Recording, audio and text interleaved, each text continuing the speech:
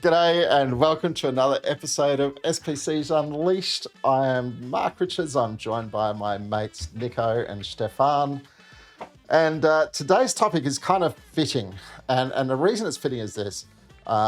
If you're ever here at the start of the show or you watch LinkedIn's ability to clip the prelude, we go live 5 minutes before the show starts. We have a screen fuzzed over and muted, and we chat while we wait to hit the button as life goes live. This is all really good, but it's also really risky. And sometimes the risk is that we're very caught up in a conversation when there's 3 seconds to go. And the chances we're going to go live and something perhaps slightly inappropriate, if Niko is any judge, is not going to happen. So what's our topic today? Today, our topic is risk management in SAFE. And dressed for the part, Niko, you are our host. Take us away. Exactly. We first discussed about the color of our shirts. So Stephan and I had the same idea. It has to be red, orange, because we're talking about risks. Mark decided for black. Because he's down under, you have to have black. No, it's black hat thinking, mate. Oh, cool. So for those who are just listening, you have to find the stream and see how gorgeous we'll look. So before saying more and taking a risk that people start judging us before they know what we are saying, let's go to a true passion, special moment, surprise challenges in this area of risk management, mostly risk management in SAFE. Stephan. Yeah, well, welcome. You all know the quote, no risk, no fun, right? We all like a little bit of fun, but being Swiss and Niko being Swiss as well, Swiss and Greek, that's not the usual Swiss federal attitude, right? We are really risk averse. We try to ensure everything, be on the safe side. So I would like to turn our perspective a little bit to where my true passion is. It's the approach in lean product development is all about taking risks, because we teach people to experiment, to find out how you validate your hypotheses. And that's a risky business. And that's where my passion is. Cool. In my case, it's more a little bit a surprising thing. So when I started with SAFE, I thought, have everybody forgot everything about what we learned about risks? So I'm socialized in Switzerland. So I'm also, the one part of me is risk averse. The other part is the whole family is Greek. So I have also a not so risk averse part. And while being in safe environments or in agile environments, I thought, why is nobody caring about risks? What have they forgot? Do we need a sixth value on the manifesto? I don't know what, but somehow people forgot about risks. At least I felt this way. And then I remembered one quote of a colleague of mine who said once about inspect and adapt. It's completely something else, inspect and adapt. He told once it's inspect and adapt, not inspect and forget. And that's my surprise. Sometimes I think it's a roaming and forget, and not a roaming is the risk kind of how we handle risks in the PI planning. I think sometimes people just do roaming in PI planning and then nothing. That's a little bit my surprise, and that's why I thought this could be a nice topic to discuss. So I think for me, it's you can do risk management, or you can manage risks, or you can manage your risk posture. And I love thinking through that lens of managing your risk posture rather than just obsessing about managing risks. And I'm going to leave it at that, and I'm just going to let it trickle out because we've got more discussion to come. I will need to hear more about this. So I said about something about roaming. Is risk management in SAFE more than roaming? So what do you do in SAFE, or what do you do in general in your agile, lean contracts, mandates you are on the way? What do you more than roaming? What do you do with roaming? That's what I would like to hear from you guys. Stephan. I think using a framework or using a method is prone to also fail, because you have a tendency of picking structural elements and trying to map them into context. And as Mark introduced us to, there's risk management or there's managing risks. It's different perspectives. And I would throw in again what my passion is. It's about lean product development. And lean product development, if you listen to people who are really proficient in that, it's constantly dealing with this cone of uncertainty, right? Mhm. Uncertainty could be you more or less know where you are heading to, but there's unknown territory all the time as well. So when we start our adventures, when we start our endeavors, we have so many options. We have so many ways to approach a certain problem or a situation or a context. You're constantly dealing with this cone of uncertainty. And one of the goals is, if you want to deliver a product to your customers with high value at the right time, with the right amount of functionality, you have to experiment, right? And that's innovation. Otherwise, it's being on the safe side. And being on the safe side, you do it the same way as you have done before. And that's no evolution, that's no innovation. So for me, I wouldn't talk about risk management, and I'm leaning towards what I heard from Mark. It's more having this in the back of your head, in a positive way, doing the experimentation, being aware that you have different outcomes. Sometimes you're crossing this red line where a risk becomes a heavy issue. You have to deal with that. Yeah, welcome to life. Welcome to lean product development. And I would say it's about reducing risk by experimenting. That's the approach. And we also have this famous nice picture. Don't have too much fixed at the beginning. Try to learn and try to fix over time until you know where you are heading to and which is probably the best option or the best solution to find, and then to work on that. So I wouldn't answer your question. Is it roaming or not? Yes, roaming is part of it, but it's, for me, it's kind of a small part, playing a role in PR planning, playing a role in your weekly art syncs, stuff like that. Mark it's is getting ready. well, it's funny, right? Because when I was doing my prep for this and I was looking at Niko's triggers, my head was in one place, and then I saw your prep notes and I went, there's a truth that says Marty Kagan, pretty much his entire thinking about product management is about risk management. Yeah.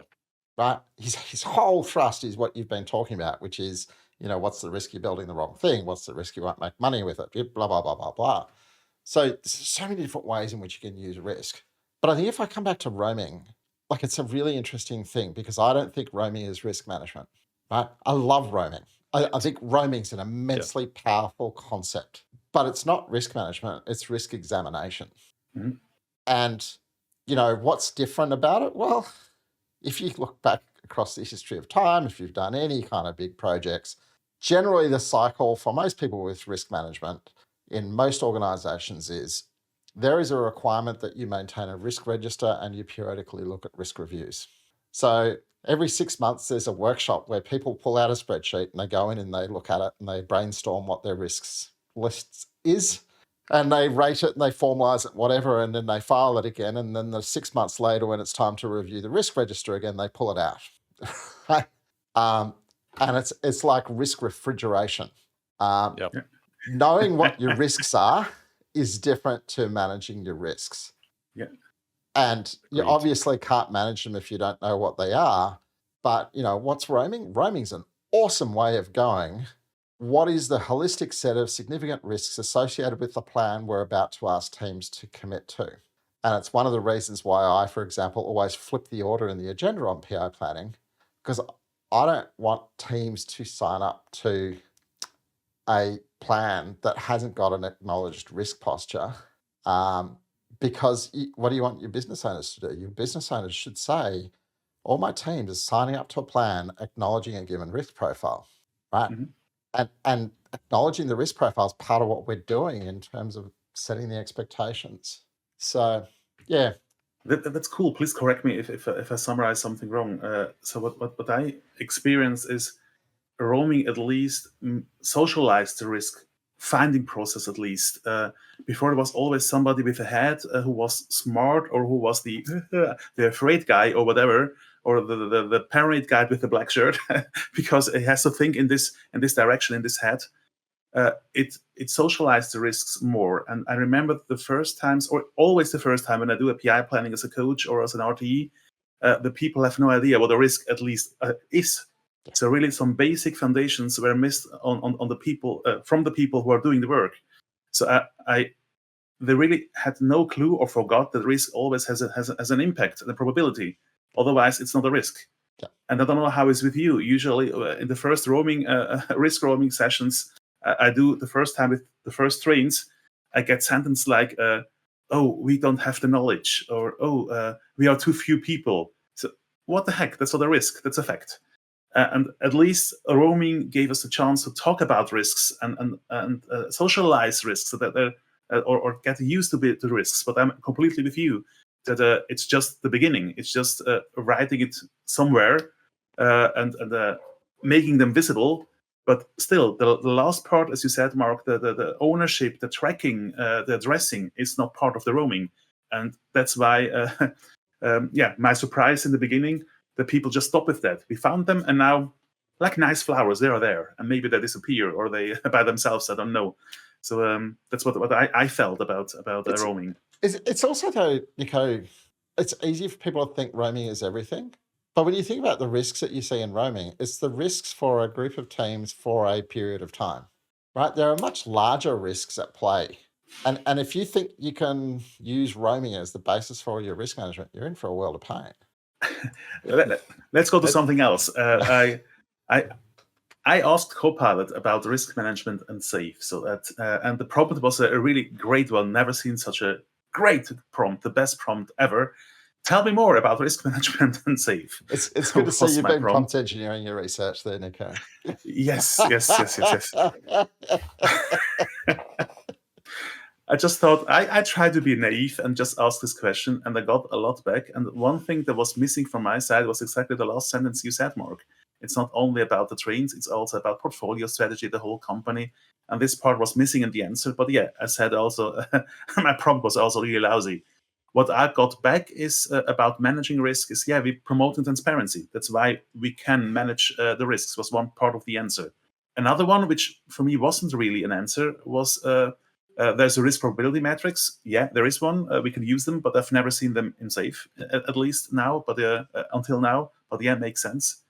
And then was the really cool part saying, because we are lean agile and have success patterns, we increase quality, we have continuous improvement where compliance is continuously and transparency. So what we are doing in agile is a lot of transparency work and increasing quality, and that makes risk monitoring, risk finding easier. So that was somehow the summary. If I go to the bullet points, is SAFe helps you managing change, iterative collaboration, risk probability metrics, lean agile success pattern, and continuous improvement. Was a little bit thin, but at least was a good start when I started there. And exactly this whole portfolio thing was missing from my part, or from the answer, from my opinion. But when we listen to this, what we read, what Copilot is saying, who is responsible now? We have transparency, we have quality. Who is responsible within SAFe, within agile environments for the risk management? What do you think? Who wants to go first? You see some big smirks on our faces. I'm sometimes really a bit mean as a coach. When I go to a company and when I'm there and we talk about risk management, people immediately shout out for where's the risk manager, where's the responsible people.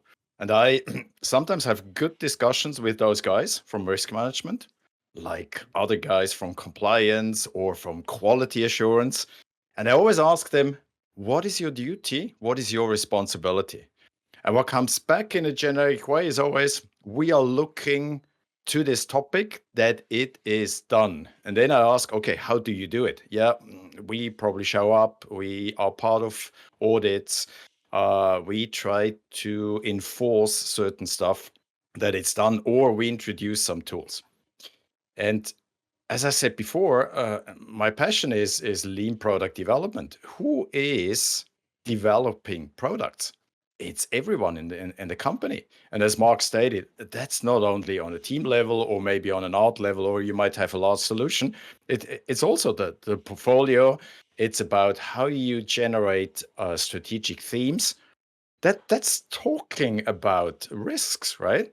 Like if you look at Richard Rummel's The Crooks, You're hanging out there on a boulder or on a cliff. What are your next moves? That's risk management. You do a good you diagnose where you are. You have some guidance there how you should do it. But in the end, if you don't do it, you're probably failing. And the simple answer to my long introduction: everyone is doing risk management. And probably this is something that I've learned over the past few years in all the trainings and coaching. I introduce risk management as, guys, we are doing risk management by experimenting. We don't want to have an agile show or a little bit of kumbaya safe or kumbaya scrum. It's serious business, right? So I'd say everyone. And everyone means we have adults in the game. It's not kindergarten. It's learning to think in scenarios and options. And that's what I've learned very, very early from my mentors. I've learned that in the army. If you don't think ahead, if you don't think in options, you have this bloody set-based, no, not set, point-based approach where you think you will be successful. No, it will fail for sure.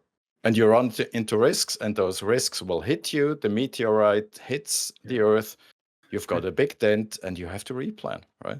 One of my first clients once told, so it was the beginning of Agile, not safe, really the beginning of Scrum. He told me once, oh no, if the team and everybody's responsible, nobody's responsible. Mark, what do you think about what you heard the last minutes? That's a beautiful segue, Niko, because I think my first response was like Stephan's, of course, everyone. But as you said, like if everybody's responsible, nobody's responsible. I think I could carve it up and go, there's a responsibility to make sure that you're paying attention to risk and you are actively managing it well. And then there's a responsibility to be like taking ownership of the risks and the management of the risks. And I think they're kind of different things. And if I think about some of the really good risk managers I've worked with, they haven't taken ownership of the risks. They've asked us questions about how we're managing the risks and how we're improving our active management and so on and so forth.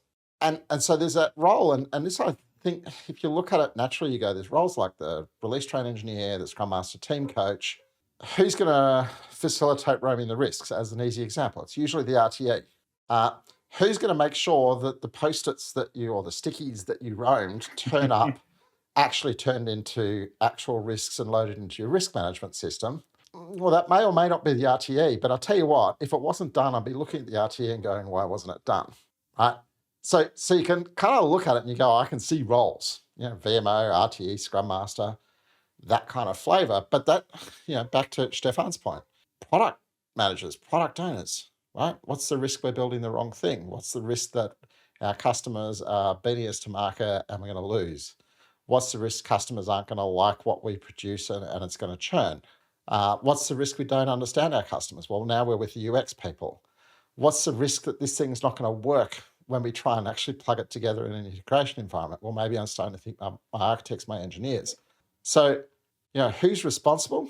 I think you've got to look at it and go, there are some people who are responsible for making sure that you have good protocols in place and you are getting better at using those protocols and evolving those protocols. Very different question to who's responsible for your overall risk profile. And I think that one it's got to be shared ownership for everyone. May I add to that one, Mark? I like the responsibility wheels in the SAFe framework. I think they are an ideal starting point for exactly this discussion, right? Responsibility. I would even say some parts of these responsibility wheels are accountabilities. In the end, you're accountable for that, but make sure that we have collective ownership, that we understand what risk management is, and who does risk management at what given time on which abstraction layer, no matter if it's strategic work, if it's portfolio work, if it's the coordination between teams, or even the work within a team.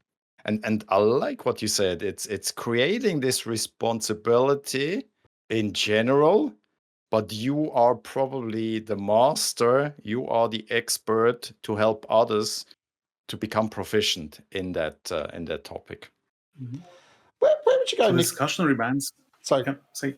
well, I was going to actually throw you a question. So I'm going to throw you the question. You can take it, and then you can keep moving. Here's my question to you, Niko.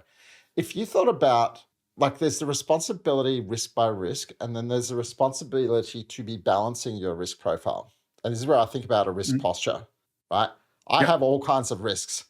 I have the risk that I'm not going to build the right thing. I have the risk that I'm not going to build the thing my executive asked for, right? They're two different risks, and really a product manager has to balance between those two risks.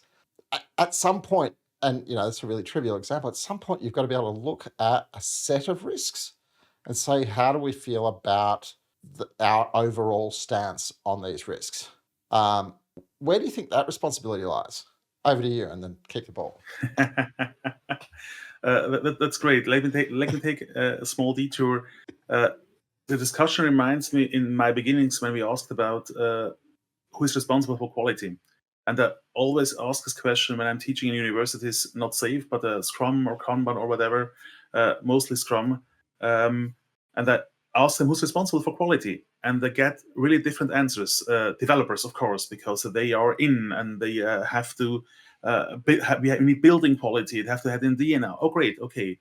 No, it's a Scrum Master, because Scrum Master is responsible for the process, and the process has to have a quality built in. And the others are saying, no, it's a PO, the product owner, because the product has to have a quality, and so on and so on. And then we come in a discussion similar to what you asked me. Is it the overall, or is it just for one thing?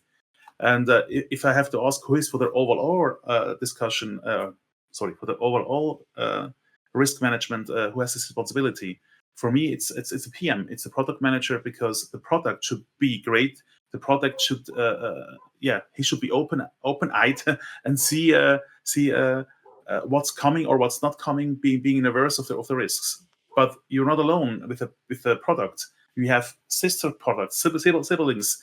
You have a strategy. You have a portfolio, and then you go to the business owners somehow, because the business owners are responsible for a business, and they have also maybe a broader eye, but maybe they have also a more specialized eye, because it's important for my area, for my market, or whatever.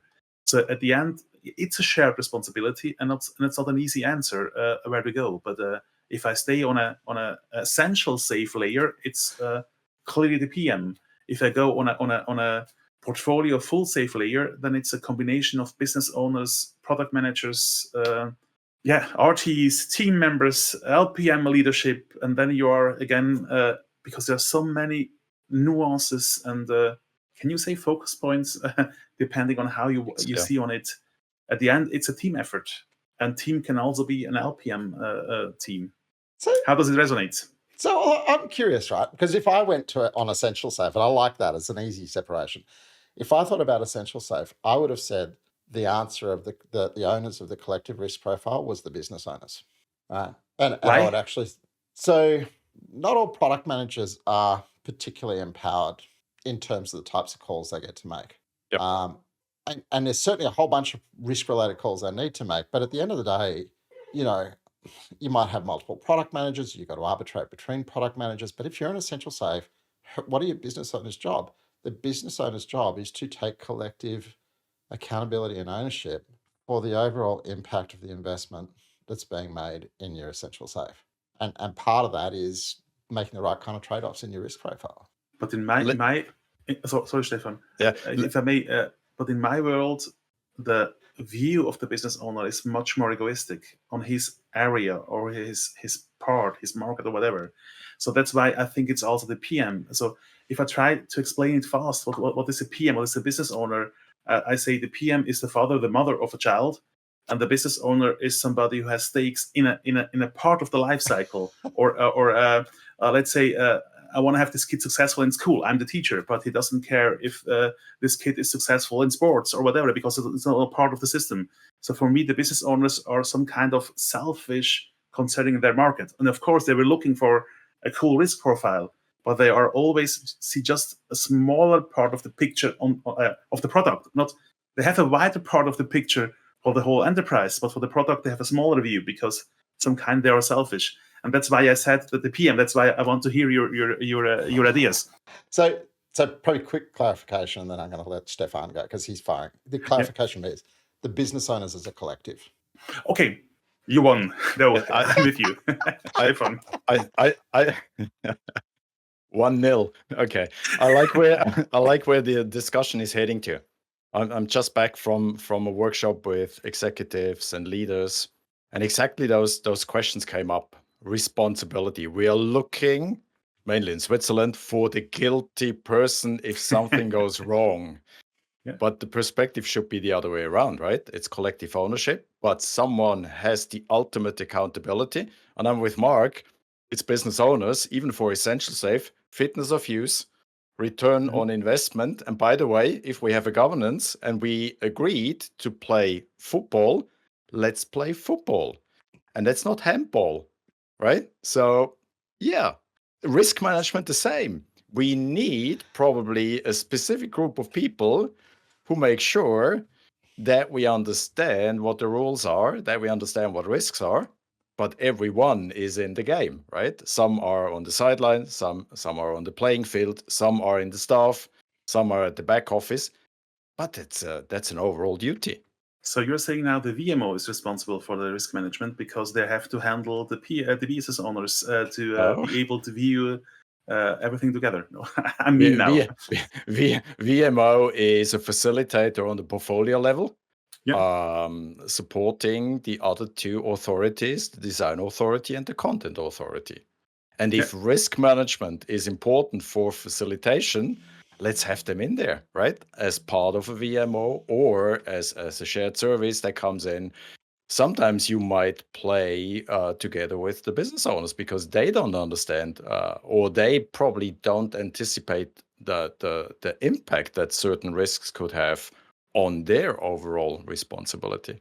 It's very fluid, but again, there are specific accountabilities. The other discussion will be, does a risk manager or do the people who are responsible for risk management, do they have the disciplinary power to correct stuff, or is it only written on a role description?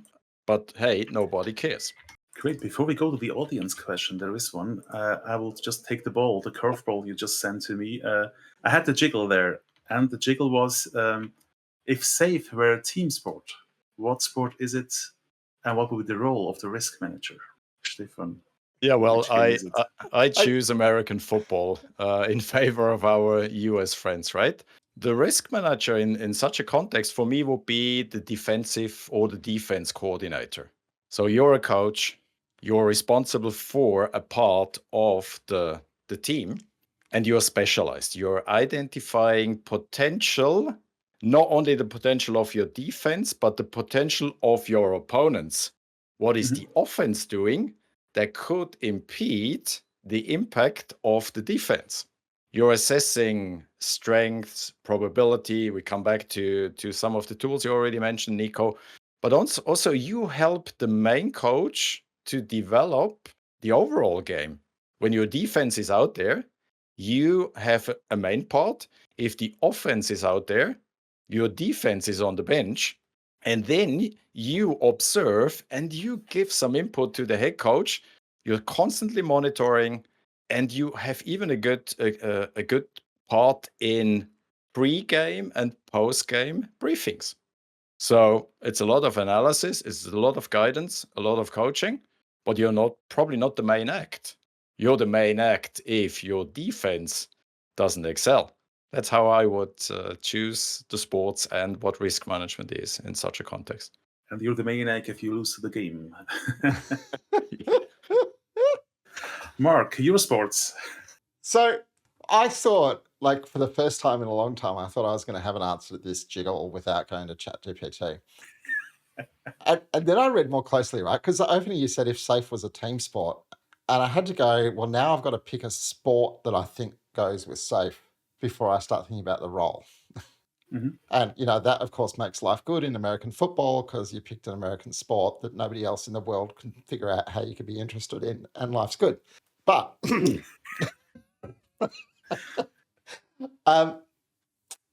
So with that in mind, I went, I need to find a sport with really large teams. And with a little bit of research, that took me towards a sport that is kind of accredited as being like Afghanistan as its birthplace, but it dates back to Persian times, and it was called Buzkashi. And each team had hundreds of horsemen. We're back in scale land now, right? So each team had hundreds of horsemen competing to drag a goat carcass to a goal. All right, so now we've got safe as a sport, Buzkashi. What's the role of the risk manager? Now, actually, as I was exploring this, I had to go, well, what are the different roles that happen here and how might they turn up in risk? And there's some pretty obvious ones, right? So there was a role on the team where they were fundamentally, their job was to protect star players and ride their horses at anybody who was threatening the star players. So they were managing the risk. And then there were every horse and rider had a support team who made sure that their horse was in good shape, who made sure that the horses were in good health and the horses were protected and all that, keep the horses alive. But at this point, we're starting to get into that everybody is a risk manager perspective, because everybody's looking after different types of risks. And then you go, they also had, and they described it as the village elders, that when you thought about these and you picture they regularly got kind of out of hand and may well have produced fatalities as well as bruises in the play, the village elders had to call the shots for their team to make sure that the social and political consequences of the win or the loss were acceptable. I went, that feels like the risk manager to me. Cool. So I think we should take all the jiggles and make a one episode for people who need a bucket list. Now you know what you have to go and watch, because I've never heard of the sport and you have always the crazy fun ideas. That's cool. So I thought myself when I wrote the jiggle, if I do a bet, I'm so sure that Mark, we're going to take rugby. And Stephan, we're going to take something like bicycle, Tour de France, Tour de Suisse. And at the moment, I think the Tour de France has started or something like that. Right. So let's throw the next ball to you, Stephan. I know it's not part of the game, but if safe would be Tour de France, can you now say me what's the role of the risk manager and how is it safe or not? Can you tell me more in this direction? Because I was so sure you take something with bicycles, and I was surprised that it's something else.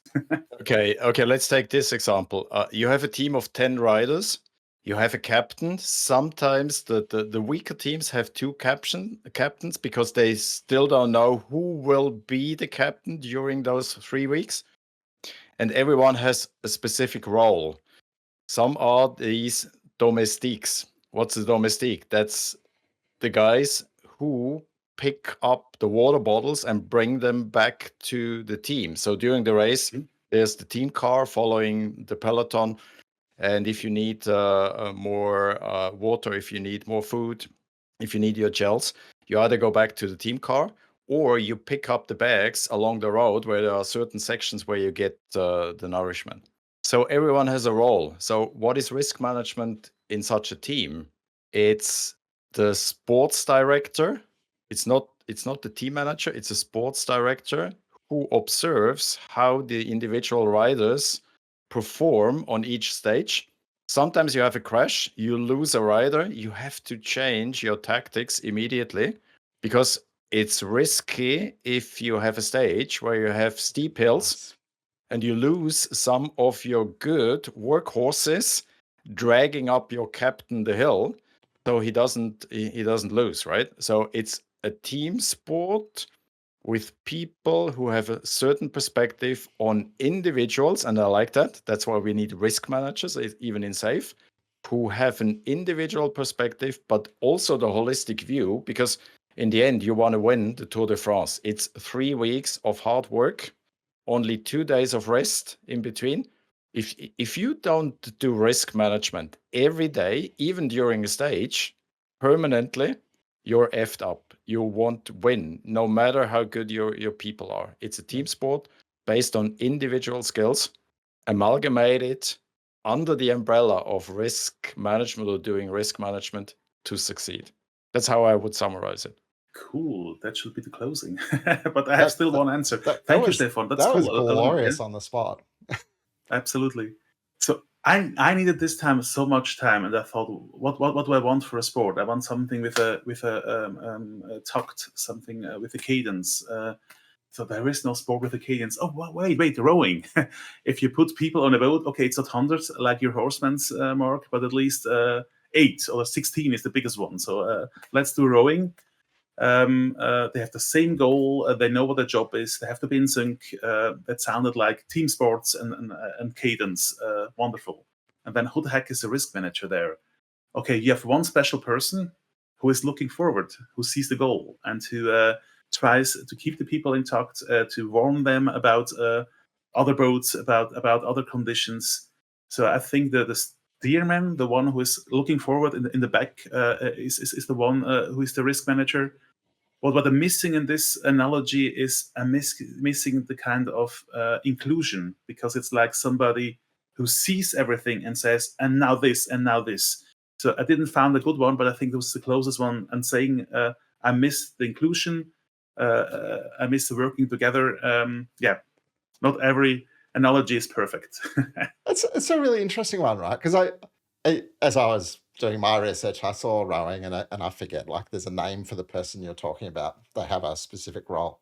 And by the way, if you go to dragon boats, you get much bigger teams. um, but if you think about the rowing scenario, it's almost like that's a scenario where one person takes on all the risk, right? Because the rowers, Yeah. all they do is row, right? There's nothing they're doing. And then see nothing. Yeah. So it's like, it's almost the opposite of shared ownership of risk. It's like we're going to put all the responsibility for risk in one hand so that everybody else can just focus on their job. So I would love to ask you about, so what's different to the digital management, but I will digital risk management. I will ask this later, because we had a question in LinkedIn about what's about the unforeseen risks, like COVID. What do we do with that? So if something unforeseen happened in SAFE, and I had something like that, or a colleague of mine had something like that. They had in the offshoring department, they had during the monsoon session, they lost the capabilities of the team because they had no power, no infrastructure anymore. It just happened. Everybody survived, no problem, but they were not capable to work for 2 weeks. So a huge impact in their achieving the goal they had. So what do we do with such risks that something can happen? I think for me, it's a great example of the type of risk you would never roam. Yeah. But you know, what happens with a COVID type event? Well, that's the reason that businesses have business continuity planning and disaster recovery planning, right? And you know, they go through their simulations once a year or once every 2 years to go, you know, imagine that we can't use our head office building for a week because of a terrorist attack. How do we survive? How do we relocate? So, you know, is there risk management for something like COVID? Actually, there kind of is, because that's what a lot of big enterprises did, was they went to their business continuity and disaster recovery plans and they activated them. But this is an example of a long-running strategic risk. It's not 100 people for 3 months and what are they trying to do type risk. It's our organization as an enduring risk.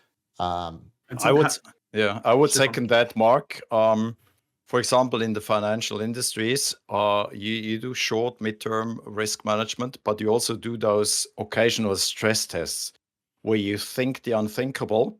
What happens if you lose your equity? What happens if you have drastic impacts? But then we are not talking about kind of risk management. We are talking about, this is a condition you have to deal with. And this calls for principle number 10. How do you reorganize in such a situation? And the risk management beforehand is like thinking options.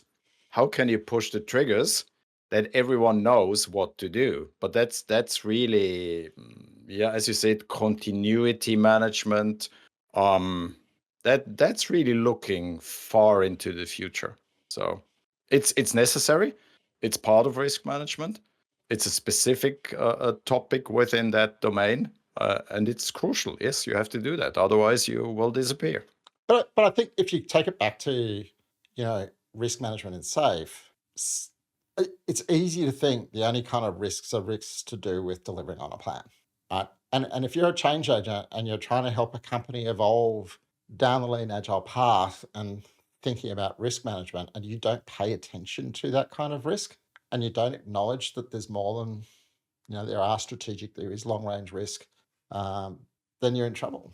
You said already what I want to say, just in different words. I don't know if I put more value in this. Let's try one path you didn't mention so much. For me, in this case, it's on a meta level, how to make your company, your train or whatever fit for such events, and by having disaster plans, by having invested in agile, in lean, you have good circumstances to survive there. And COVID is for many of my clients an example that they were able to do agile. They didn't want it to do. They were much more stricter. But when COVID hit, many of my clients were able just to change the path so fast because they committed to goals. They didn't commit to features. They knew what is important, and they were able on a meta level to completely change the backlog because they were understood what lean, what agile, what safe means.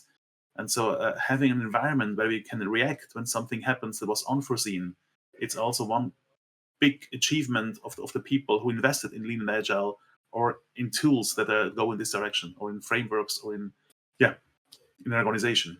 Let's see if the audience is happy. If not, write something in LinkedIn back. I will go with the next question, which was the idea of the jiggle. We heard about the horse race, about the rowing, about the bicycle, about not Scrum, about football and rugby. So how do you think risk management differs in agile from the traditional? I'm talking too much. How does risk management differs from traditional risk management to agile risk management? I'm going to get out there and say I actually don't think it's about agile versus traditional. Mhm. I think there's good risk management and bad risk management. Good risk management, it's active. There's ownership. There's understanding, right? If I think back to the moment in my life when I really learned a lot about risk management, I was working for a defense company and I went on a risk training course because, go figure, it was important to them. And I learned an awful lot about the science of risk management and, the idea of, for example, residual risk, and looking at your risk register and looking at your mitigations and going from your initial risk assessment to your residual risk assessment and then determining whether you're happy with it, right? So I don't think it's agile versus traditional. I think it's good versus bad. But I do think agile's emphasis on shared ownership and transparency is fantastic. And I know in good risk management, they'll actually do that. But I think a lot of us in the agile space are really wired towards promoting the ownership and the transparency. I think it's also thinking about balance. And this is where I come back to risk posture. Because if I think about risk posture, it's I have all kinds of risks. Am I happy about them collectively in balance, right? Do I think I've got the tuning right about, which risks I'm happy to sit with at what levels? And Agile suggests that, if you think about historically, a lot of our risk controls are we going to spend exactly what we planned? Are we going to deliver exactly the scope we planned in the delivery space, right? So they're very much about managing the risk you will do something not in the plan in terms of time, money, scope, whatever. Where in Agile, we start to really think more actively about things like product risk, right? What's the risk I'm going to lose in the market? What's the risk by the time I finish it, it's not going to be relevant anymore? And so it's that shift of emphasis over the perspectives from which we examine risk and the weighting that we apply to it. That's the shift for me. Yeah, I would sign that, Mark, 100%. It's not versus, it's more like, and it's like a pit stop now, what we already discussed, like risk management across all levels, strategically, when it comes to the portfolio, when it comes to coordination of different teams, of agile release trains. And we also discussed about collaboration, but collaboration is only as good as if you have the ability to integrate and to deliver value, right? And risk management supports that strongly. So I think we are now kind of heading towards what is the leadership role in risk management, right? And in some context, I was able to bring together risk management, QA, compliance people, even auditors. We talked about that already in one of the episodes, right? And these people together, they understand themselves as an important supporting act for the company, for the organization to really deliver value on time with the right sizing, and it just fits, right? And they probably taken really active part. Going back to the analogy of football, you as a defense coordinator, you might step in and you might take a part of the head coach at a given time, but still there's the head coach. He is responsible. The business owners are responsible. So I think the question is moving towards, again, responsibility, accountability. Who makes sure that we can deliver value at the right time? Cool. I love you too. You're great. So I try to stay on black and white. I don't know. Maybe it's a good idea to say bad and good. But what I've seen in the not agile parts of my life when I was younger, I've seen a lot of documentation, a lot of controlling upfront. So documentation upfront and try to control the risk. And what I'm seeing now is more visibility, accountability, adapting moment, socializing things together. That's for me the big difference. But at the end, good risk managers always did it that way. So it's like when you talk about project leaders. By the way, I remember when I teach SAFe in my early phases, I always bashed a little bit the project leaders because they're always mean. They don't care about after the project. They just want to finish on time, have the huge party, and then after me, I don't care. And good project leaders also cared about not only being cheap, but also being sustainable. And sometimes when I make black and white, it doesn't mean that the older days we had always mean people controlling and not doing it well, the work. So maybe what you said, Mark, is it good or bad? That's the difference, not old and new. And I think important is to share things, to do it together, to visualize it, and not to summarize it somewhere, put it in a special room and having one old guy yelling about risks instead of doing it together. Let's go to the next question. Do you have any recommendations? We talked about good and bad risk management. How to improve if you are in a setup which it's not so good or you think it's not good? Any trainings, books, tips? I got a Who really wants to start? I got a really quick tip. Our friend Rebecca wrote an article on risk management SAFe, and it's in the community contributions area. And like many of the community contributions articles, they're great if you know to go and read them. And I must confess, I'd never read it. I didn't even know she'd written it. But I read it as part of the prep, and it was amazing. And I'm going to give an advertisement for it, where she had this very cool workshop where she got people to think about risk management and the Death Star in Star Wars. And I'll leave you to your own imagination. But if you want some great ideas about how to bring your risk management to life, go and read that article. It is a treasure trove, and we'll put the link in the notes. And I just put it on the LinkedIn in a few minutes. For me, it was also new. It was, by the way, one gem of Copilot. When I asked, tell me more about SAFe, and I asked about sources, then this article popped out, and I read it yesterday as a preparation. It was really a well-written, cool thing. Just read it. It's really a cool article and a great article. And what I also take from this article out, by the way, is the whole psychological safety aspect, which he also mentions in this article, that you foster openness. That's something. Thank you, Rebecca. I stole from your article as my answer to my own question, to my own trigger. Foster openness, psychological safety, so that the risks are visible, that people come and say something, and they're not killed because they have seen something. So that we have a culture we can mention the risk, where we can make them visible, show them. Integrate this risk thing in many sync meetings. So it's not only there somewhere on our own board, as Mark said in the beginning. It's not about documentation. It's about seeing it and talking about it and actively handle them. Stephan. Sounds good. we are always using in our coaching the term "don't wait to be managed." So being proactive is one of the things I highly cherish, right? When I'm with groups or in an organization. And you're asking for recommendations. One thing I've learned in the past few years is a tool called the bow tie analysis pyramid, or the bow tie analysis. And that's really something that leadership should use. You think about a central event that is undesirable. So being proactive about the future, what could happen.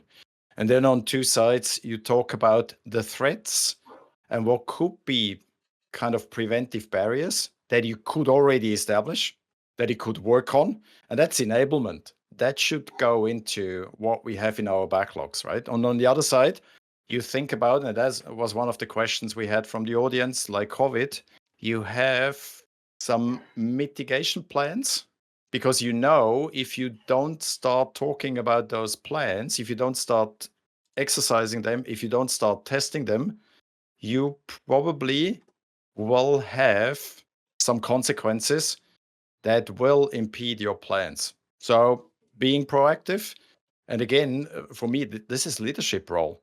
I as a leader, I as a business owner, if I'm only 90, 100% in the daily business, I probably don't have enough time for exactly those duties to help the organization to prevail in such a situation when a risk turns into an issue. That's probably my advice, or my 2 cents I would throw in. Cool, thank you very much. Let's go to the last question, and this one was thrown in yesterday by Mark. How does AI affect risk management? Artificial intelligence. I feel like I've been hogging first place. I'm going to wait. Yeah, let me take the talking stick quickly. First of all, what springs to my mind is AI will significantly enhance risk management. If you use the right tools, if you use the new tendencies, the new technologies, it will improve the accuracy of risk prediction. And prediction is good because you can then think in options, you can think in scenarios. It also enables what we just discussed, a proactive identification and mitigation of threats. That's what everyone wants when we talk about risk management. Having said that, there's a risk in AI itself. If you have those biases, you think the algorithm will help you. If you use the wrong algorithm, and you're probably doomed, right? And also, one should understand what AI provides. And again, we're talking about governance. And AI has to fit into that governance. Introducing AI is part of how we kind of enhance, how we redefine our governance. So for me, there's two aspects. There's a leadership aspect again. How do we create this environment for a good governance, but still having good innovation? And the other one is, are people able to really use it in a good way? For me, something similar. So AI on the one side helps you with data, many data, make you filters, make you alerts, being some kind of a bot or a sensor or whatever. That's a cool thing. On the other side, I have a question mark. Does AI raises new risk we aren't aware of? I don't know talk about Terminator and Skynet or something like that. I talk about being a crappy teammate writing code because you just believe he's a good code writer. By the way, last week I really paired with AI writing new code, and I was so flashed. But then I realized there were many bugs and security issues in it, which I think some people will not be aware of it. So on the one hand, it helps you with a huge amount of data and being on time and being like a sensor. On the other side, there will be new risks, as you said, Stephan, before, the bias we're having, etc. Mark, your question, your answer. So I think for me, it's a meta question, which you can think about a whole lot of types of, let's say, data governance, security, the various safety functions in an enterprise. And quite often, right, if you want to be working with the cutting edge of technology, you can't work for a large enterprise because they won't be, right? Because it's too risky. Right? Your data governance, people start getting concerned about PII data, your security people start getting concerned about all kinds of exposure. And so there's all these generations of tools just pass you by because, the prevention of harm dominates the conversation. But I think you can always look at a safety conversation through two lenses. You can look at it and go, is it safe to do that? Or you can look at it and say, how do we find a safe way to do it? And you could just take the simplest possible example, right? And ChatGPT is just such a veneer piece of the AI puzzle, but it's an easy one that most people are familiar with. Imagine, right? And most of us have been working with ChatGPT for a while now. Imagine you worked for a company and you couldn't use ChatGPT as part of your job, right? Imagine the disadvantage you would be at through all kinds of lenses for all the things that, we use ChatGPT to help us with, whether brainstorming, saving us time, checking our work, you name it. Imagine you couldn't do it, right? It'd be ridiculous. And an organization that didn't let its staff use ChatGPT or Claude or Gemini, depending on your favorite, is making a crippling decision on workforce productivity. On the flip side, how much of your private corporate data is potentially being exposed to the world by your employees using ChatGPT, right? How many of them are maybe uploading spreadsheets full of sensitive data to ChatGPT to ask it to analyze it for them, right? Hugely risky. And quite often in the past, the answer to that would have been, well, lock it off, right? It was like when Miro came or when COVID came along. Most Australian enterprises went, no, you can't use Miro and you can't use Mural because we're too worried about the sensitivity. And yes, sorry, you're working remotely now and we know virtual collaboration is important. Here, use Teams. It's terrible, but we've blessed it because it's safe. But I think the AI story is so compelling in terms of the need to have it that it switches the conversation towards we've got to find a safe way to do it instead of it's too risky. You just give me one reason more why I could add something to the risk list, because last year when I did my education sabbatical, I did also a diploma about being a director of a board. And most of them have no clue what is going on in their enterprises. People are using ChatGPT and AI anyway. And the big problem, at least in Switzerland, I don't know how it's in other countries, is they have no guidance, no governance. And that's a huge risk. People are using these tools, and the board of director, who in Switzerland is also liable personally with their own money, have no idea what is going on. So I think this would be a completely new episode about risk management and AI. So thank you for this wonderful question. And I think it's time to finish this episode with just one takeaway. Please make a short one. And I start. Yeah. Don't just document risks, make them visible, own them, continuously address them as a part of your everyday work with things, whatever. I would say you probably can't anticipate, prevent, or ensure everything. Like good Swiss do, live with Murphy's Law. And I'm going to be really short and cheesy. Find a safe way. How do you spell safe? No. With as many capitals as you like. Which brings us to a close. So did you want parting words, Niko, or shall I take us on the outs? All right, I'll take us away. So this was episode 24 of season 2. And it's also time for us to have a between seasons holiday because the Swiss love their holidays and this is the time of year when they have a lot of them. And we looked at our calendars over the next little while and went, it's time for season 2 to come to an end. So we'll be on break for a few weeks. We will be back on August 16th for season 3. And I think you'll probably find us branching out even more again. And if we gave you a hint, we're contemplating moving from calling this SPCs Unleashed to just calling it Unleashed. Not that we've committed down that path yet, but we're really trying to open up more broadly. And we've definitely got a few topics in the backlog thinking about AI. And if you think about the conversation we just had about risk and AI, think of that as a hint of some of the conversations to come. Because I know I'm making all kinds of radical comments at the moment that it's fun watching people's faces. Niko. For our American friends, in 2 weeks, we will have a huge announcement. All right. Until next time, this has been Another show brought to you by SPCs Unleashed.